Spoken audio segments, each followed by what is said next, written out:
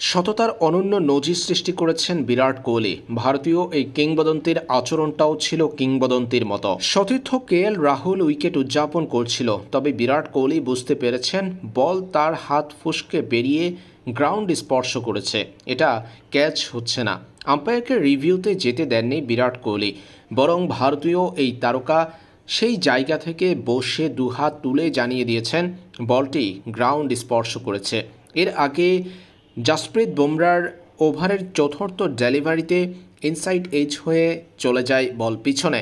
লাবুশেনের bat ছুঁয়ে আসা বলটি শুরুতে তালুবন্দি করেছিলেন বিরাট কোহলি, কিন্তু সেই বলের ব্যালেন্স ঠিক রাখতে পারেননি ভারতীয় এই তারকা। বিরাট কোহলি এক পর্যায়ে বলটি ছেড়ে দেন, সেই বল স্পর্শ করেছে গ্রাউন্ড। বিরাট কোহলি তা বুঝতে পেরেছেন। সতীর্থরা উইকেট উদযাপন করলেও তিনি উদযাপন করেননি, বরং বলটি থ্রো করেছেন স্ট্রাইক এন্ডে। এরপর তিনি জানিয়ে দিয়েছেন বল গ্রাউন্ড স্পর্শ করেছে। দুহাত তুলে আম্পায়ারের দিকে ইঙ্গিত করে বিরাট কোহলি জানিয়েছেন এটি ক্যাচ হয়নি, রিভিউতে যাওয়ার প্রয়োজন নেই। বিরাট কোহলির এই সততায় মুগ্ধ সবাই।